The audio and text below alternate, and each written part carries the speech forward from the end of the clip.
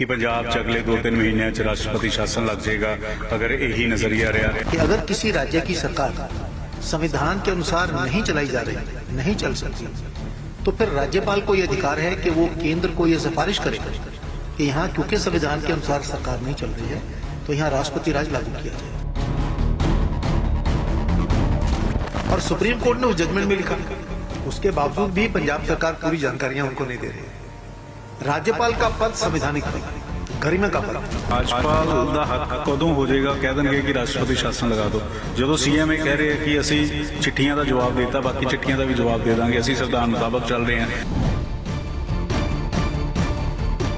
आज किस तरीके से पंजाब के मुख्यमंत्री ये बात कह रहे हैं, हमारे पास डाटा नहीं है, हम डाटा इकट्ठा कर रहे हैं, हम ये कर रहे हैं, वो कर रहे हैं।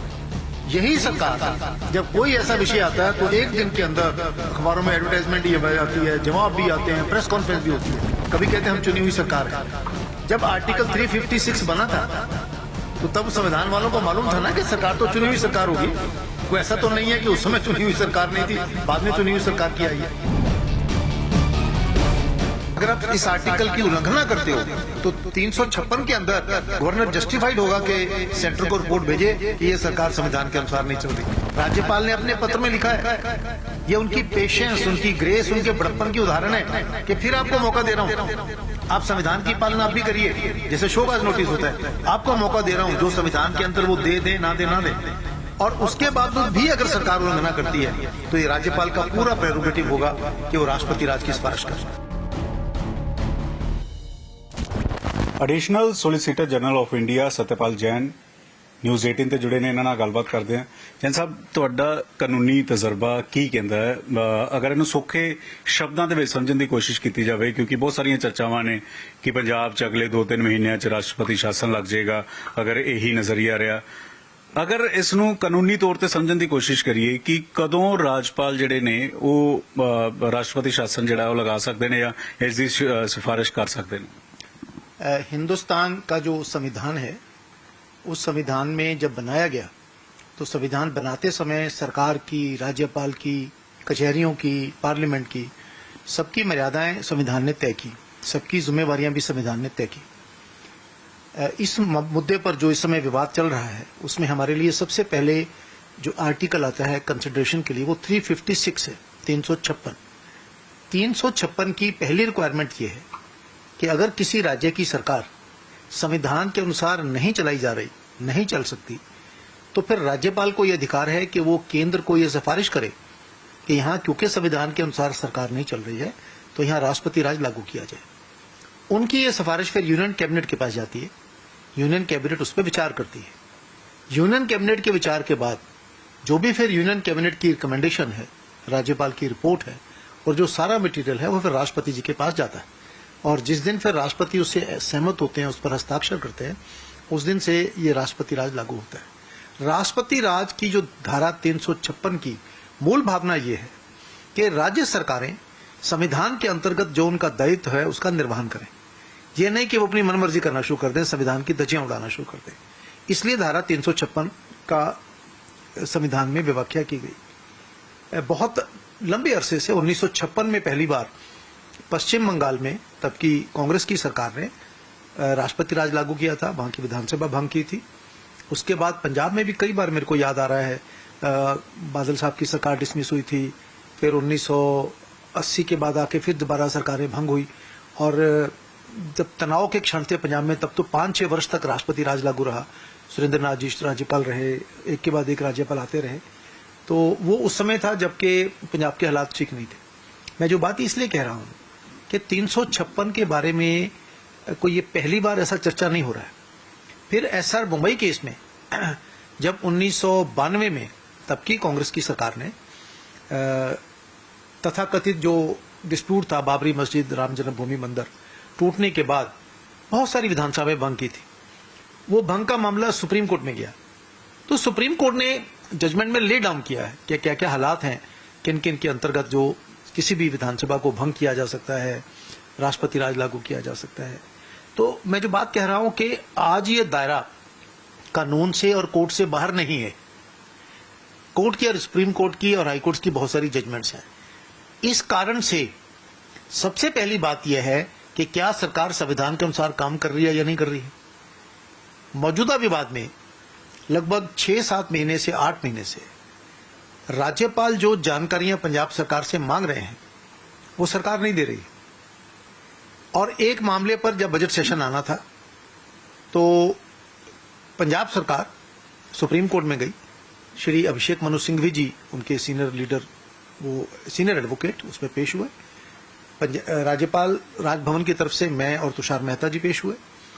सुप्रीम कोर्ट ने अपनी जजमेंट में लिखा कि 167 आर्टिकल है कॉन्स्टिट्यूशन का, जिसके अनुसार राज्य सरकार की ये ड्यूटी है कि जो भी जानकारी राज्यपाल मांगते हैं उनको दें, उनको बताएं, उनकी जानकारी पूरी उनको उपलब्ध कराएं।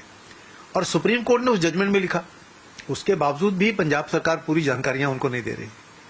राज्यपाल का पद संवैधानिक पद है, गरिमा का पद है। और हमारे यहाँ लगभग सभी राज्यपाल जो आए, और खासतौर पे श्री बनवारीलाल पुरोहित जी, ये तो बहुत ही एक्सपीरियंस राज्यपाल हैं, मंत्री रहे हैं, विधायक रहे हैं, असम के राज्यपाल रहे हैं, तमिलनाडु के राज्यपाल रहे हैं, पंजाब के राज्यपाल हैं। कोई ऐसा नहीं है कि कोई ऐसा नया व्यक्ति आ गया जिसको कानून मालूम नहीं। एक चीज समझਣ ਦੀ कोशिश करनी सी कि सीएम ਇਹ ਕਹਿ ਰਹੇ ਹੈ ਕਿ ਅਸੀਂ ਸੰਵਿਧਾਨ ਮੁਤਾਬਿਕ ਚੱਲ ਰਹੇ ਹਾਂ, ਅਸੀਂ 16 ਚੋਂ 9 ਚਿੱਠੀਆਂ ਦਾ ਜਵਾਬ ਦੇ ਦਿੱਤਾ ਵਾ।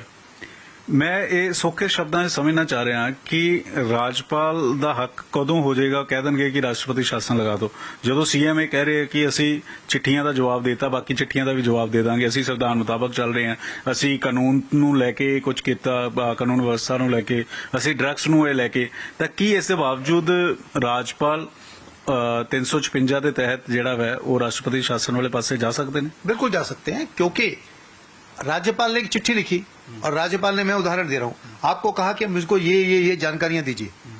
आप वो जानकारियां देने की बजाय चिट्ठी का जवाब तो भेज देते हो कि आपका पत्र मिल गया है, जब हमको जानकारी होगी तो हम भेज देंगे। ये संविधान का पालना नहीं है। चिट्ठी का उत्तर देना एक विषय है, किसी को पत्र आता है वो लिखता कि मुझे आपकी चिट्ठी मिल गई है, मैं विचार कर रहा हूं। संविधान ने 167 में अधिकार है गवर्नर का जानकारी लेने का, और पंजाब सरकार वो जानकारियां नहीं दे रही है। और मैं और बताऊं आपको, आज कानून के अनुसार विधानसभा का, संसद का अधिवेशन होता है, हर एमएलए हर एमपी को राइट है सवाल पूछने का। वो लिख के सवाल भेजता है, सरकार विधानसभा में, लोकसभा में जवाब देती है। राइट टू इन्फॉर्मेशन एक्ट आ गया है, आपको एमएलए एमपी एमसी होने की जरूरत नहीं है।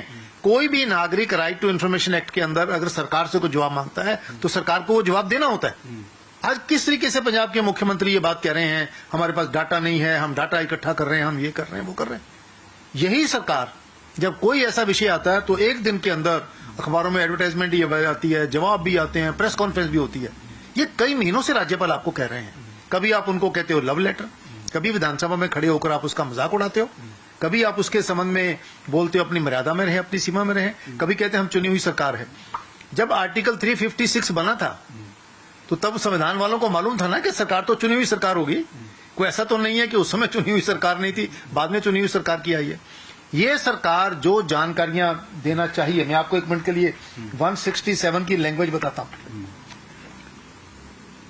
It shall be the duty of the chief minister of each state to furnish such information relating to the administration of the affairs of the state and proposal for legislation as the governor may call for, and if the governor so require, to submit for the consideration of the council of ministers any matter on which a decision has been taken by the so and so, to communicate to the governor of the state all decisions of the council of ministers relating to the administration of the affairs of the state। ये article संविधान का part है। अगर आप इस article की उल्लंघना करते हो तो 356 के अंदर गवर्नर जस्टिफाइड होगा कि सेंटर को रिपोर्ट भेजे कि ये सरकार संविधान के अनुसार नहीं चल रही। और मैं राज्यपाल के विवेक की एक बात के लिए और सराहना करता हूं, आज तक जहां भी राष्ट्रपति राज लगे हैं, जहां पर भी प्रेसिडेंट रूल लगा, विधानसभाएं भंग हुई हैं या सरकारें गई हैं, किसी राज्यपाल ने कभी मुख्यमंत्री को मौका नहीं दिया था। राज्यपाल ने अपने पत्र में लिखा है, ये उनकी पेशेंस, उनकी ग्रेस, उनके बड़प्पन की उदाहरण है कि फिर आपको मौका दे रहा हूं, आप संविधान की पालना आप भी करिए। जैसे शोकाज नोटिस होता है, आपको मौका दे रहा हूं, जो संविधान के अंदर वो दे दे ना दे ना दे। और उसके बावजूद भी अगर सरकार उल्लंघना करती है तो ये राज्यपाल का पूरा प्रेरोगेटिव होगा कि वो राष्ट्रपति राज की सिफारिश करें। ये कोई टाइम बाउंड ਹੁੰਦਾ कि ਇੰਨੀ ਦੇਰ 'ਚ ਜਵਾਬ ਦੇਣਾ ਹੈ?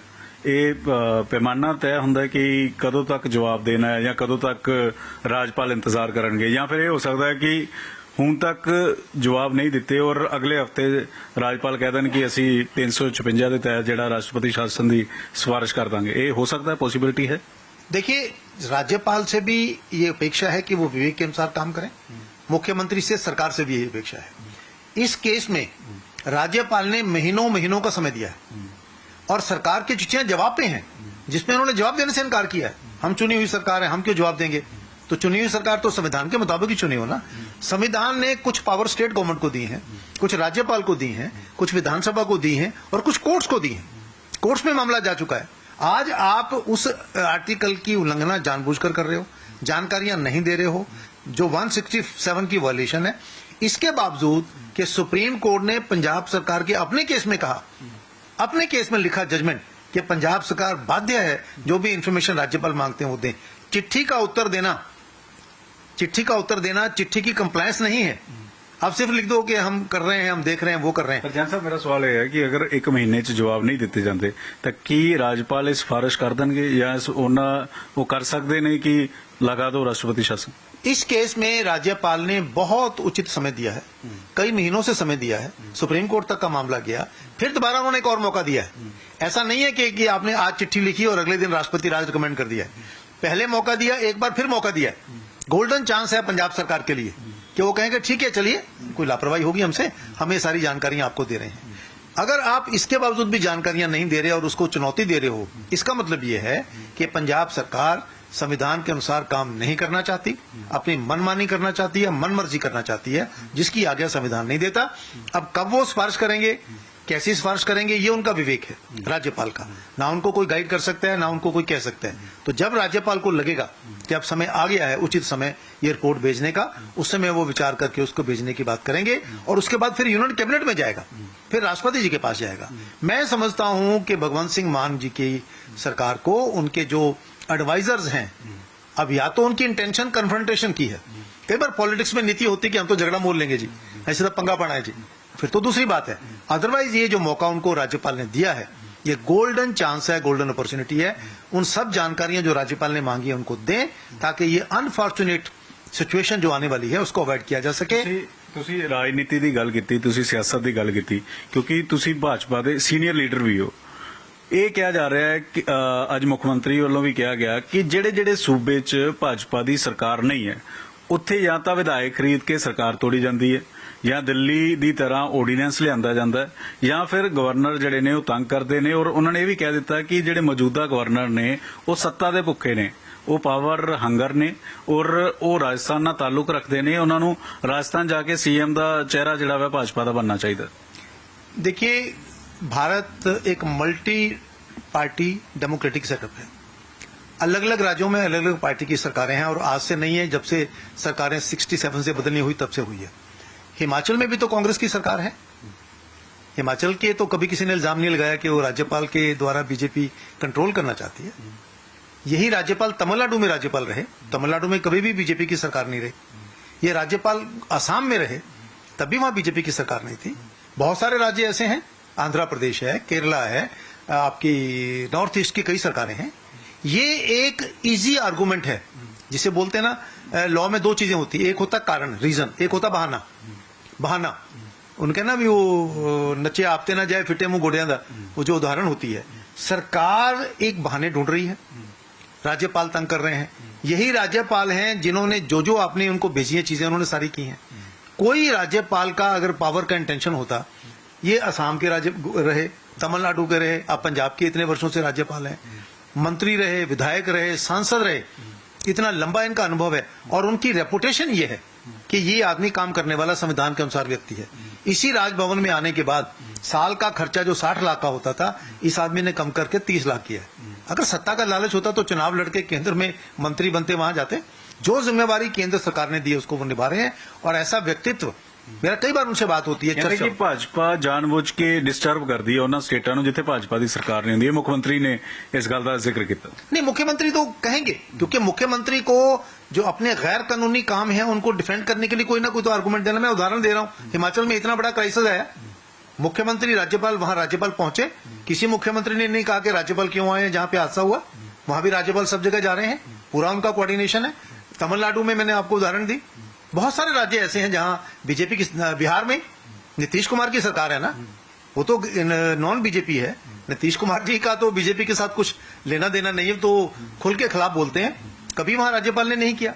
ਇੱਕ ਮੈਂ ਕਾਨੂੰਨੀ ਤੌਰ ਤੇ ਵੀ ਸਮਝਣਾ ਚਾਹੁੰਦਾ, ਤੁਸੀਂ ਆਰਟੀਕਲ 356 ਦਾ ਜ਼ਿਕਰ ਕੀਤਾ, 167 ਧਾਰਾ ਦਾ ਜ਼ਿਕਰ ਕੀਤਾ ਕਿ ਪੰਜਾਬ ਸਰਕਾਰ ਕੋ ਮੁੱਖ ਮੰਤਰੀ ਕੋ ਵੀ ਕੋਈ ਸੰਵਿਧਾਨ ਦੇ ਮੁਤਾबिक ਕੋਈ ਅਜਿਹੀ ਧਾਰਾ ਹੈ ਕਿ ਚੈਲੰਜ ਕੀਤਾ ਜਾਵੇ, ਅਗਰ ਰਾਜਪਾਲ ਸਿਫਾਰਿਸ਼ ਕਰਦੇ ਆ ਰਾਸ਼ਟਰਪਤੀ ਸ਼ਾਸਨ ਦੀ ਤਾਂ ਮੁੱਖ ਮੰਤਰੀ ਸੁਪਰੀਮ ਕੋਰਟ ਜਾ ਸਕਦੇ ਆ ਜਾਂ ਮੁੱਖ ਮੰਤਰੀ ਵੀ ਉਸ ਧਾਰਾ ਦੇ ਤਹਿਤ ਕੁਝ ਕਰ ਸਕਦੇ ਆ, ਕੁਝ ਹੈ ਇਹ ਵੀ ਕਾਨੂੰਨ ਦੇ ਮੁਤਾबिक? भारत के संविधान ने प्रत्येक नागरिक को यह अधिकार दिया है, प्रत्येक नागरिक को, कि अगर उसको लगता है कि कोई गलत चीज हो रही है, उसके साथ ज्यादती हो रही है या कहीं संविधान की कोई उल्लंघना हो रही है, उसको पूरा अधिकार है कि वो कोर्ट में जाए, हाई कोर्ट में, सुप्रीम कोर्ट में जाए। ये निर्भर करता है उसके तथ्य क्या है, उसकी एडवाइस क्या है, सबको पूरा अधिकार दिया हुआ है। लेकिन मैं समझता हूं कि, और मुझे कहने में कोई संकोच नहीं है, जिस मेच्योरिटी के साथ, जितनी लॉन्ग रोप पंजाब के राज्यपाल ने दी है, शायद भगवंत सिंह मान की सरकार को अब कम से कम अब समय है कि उस पर विचार करें। ਦੂਸਰਾ ਸਰ 356 ਦੇ ਤਹਿਤ ਇਹ ਵੀ ਕੋਈ ਪੈਮਾਨਾ ਹੁੰਦਾ ਹੈ ਕਿ ਕਿੰਨੀ ਦੇਰ ਲਈ ਰਾਸ਼ਟਰਪਤੀ ਸ਼ਾਸਨ ਲੱਗਣਾ ਹੈ,